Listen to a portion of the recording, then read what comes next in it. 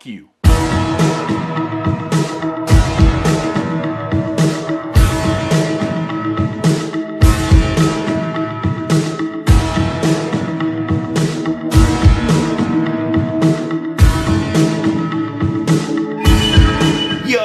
What's up, everybody? Welcome to episode 32 here on the Random Horror Review Series. I'm your host, Mood616, and thank you once again for stopping in, guys. Yeah, episode 32 is here, and I've got another one here from Artsploitation Films. Again, one of my favorite labels putting out awesome films from around the world. And yes, this is one, when they first announced it, I was super curious to see because it's from my home country of Canada, and I believe this was filmed in Vancouver, so I'm pretty sure I couldn't find any information on that, but it looks like it was and stuff. And yeah, so this one originally came out in 2014, of course, Canadian film called Bloody Knuckles. This is definitely a horror comedy, so it falls into that genre. So yeah, getting into the plot of this one, it basically follows your main character, Travis. He is an underground comic artist. That's what he does for a living. He takes basically social relevant, themes and ideas from the world, and he makes obscene comics out of them. Basically expressing his freedom of speech and, his ability to do what he wants in reality and stuff. Which is a really good premise. I like that. Unfortunately for him, one day, one of his comics gets into the hand of the wrong guy, this Fong character, who is basically, he's like a big shot businessman, importer-exporter, but, in reality, he's actually like the head of a street gang. He's just really just a big-time gangster. But anyways, there was something happened with him in the news, and he made fun of him in his comic and stuff like that. Ultimately, Travis gets kidnapped, they torture him, and they cut off his right hand, which is his drawing hand. So now Travis falls into like a super deep depression. He starts drinking heavy, he's just getting drunk all the time, and then he notices that his hand has come alive and is out to exact revenge for fucking up Travis's life. So now Travis is actually forced to join forces with the hand, with the help of a journalist who is also gets involved by, she's trying to make her big, get her big break, and she's writing a story on this Fawn character. And she gets involved with Travis and stuff, and now they have to ultimately, fight for their survival against this street gang. But yeah, so that's the premise of the film right there. Now, my thoughts on this one. I have to say, man, I'm not trying to be biased or anything, of course, just because this film is Canadian or whatever, but this was really highly enjoyable. Now, this is what I expect from a horror comedy film. A really brilliantly written script. This one doesn't rely on stupid jokes, or it doesn't rely on a lazy script just with over-the-topness and cheap laughs and things like that. This one has a social relevant script. It has a really relevant script. It's taking freedom of speech and bringing it kind of to the next level. Freedom of speech is always a relevant topic, but I think the script in this one is done very well, and it plays out fantastic. The flow of the film is really great too. The way the characters are introduced and you get to know things about them and stuff like that. It's done very well. Flows perfectly. Just a really great idea for a film.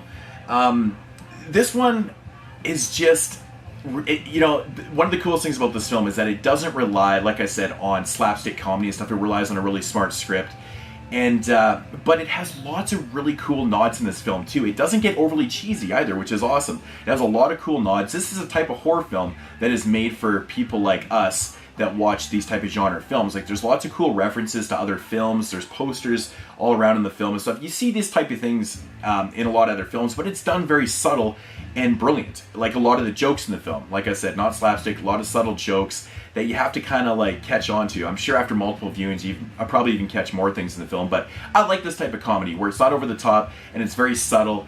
And, there's like Joe D'Amato shout outs in this, and, there's one-arm executioner reference in this film, of course, with Travis losing his hand, which is referring to the Filipino one-arm executioner film, which I thought was fantastic. I thought that was really cool. But yeah, just a really great script, really good flowing script, and all practical effects in this one. I have to say, once the gore starts going in the third act, it's really well done.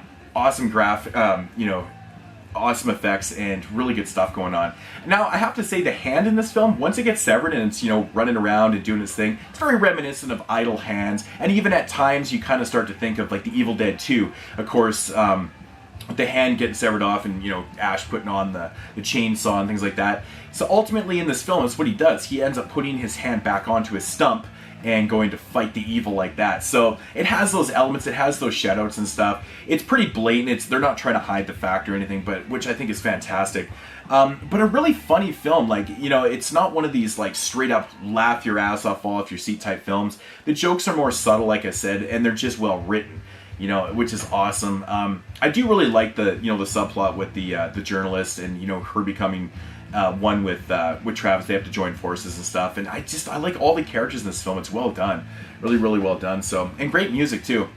But ultimately, the pacing of this film is kind of what sells it, though. There's really no downtime. There's always something happening in this, and it's just a relevant film. It's really relevant. So, Bloody Knuckles, really all I can say is just good things about this one. There's not really a lot of bad things to say, ultimately. So, with that said, if I had to rate this one, I'm probably going to give it a 8.5 out of 10. Really brilliant horror comedy, one of the best ones I've seen this year. And, also, this one is shot really well. It's got really good cinematography in it also, which was awesome.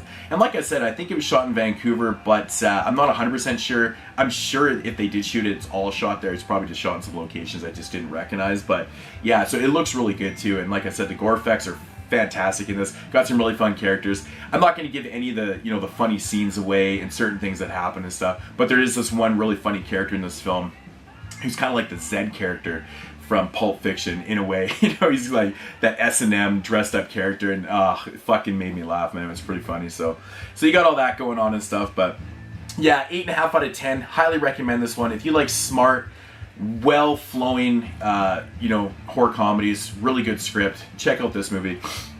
Now, I also did check out some of the special features on here. I checked out the 2 shorts that was shot by the director, Matt O.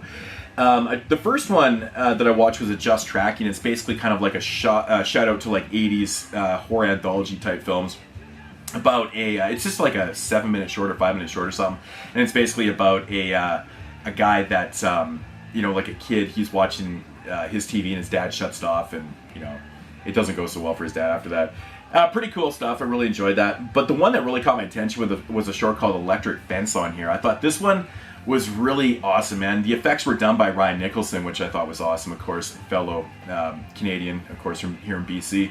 But it's about a guy that has a very unfortunate accident with a hooker. The hooker actually kind of just destroys and mutilates his penis.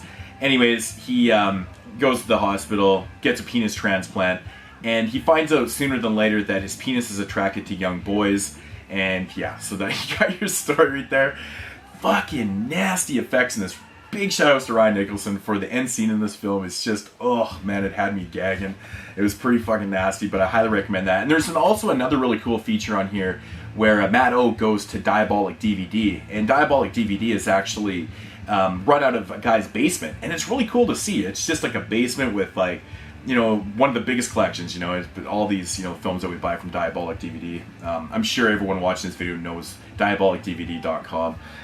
It's just, they stock all the films from around the world and stuff, really cool stuff. But that was really interesting to see. I like that feature.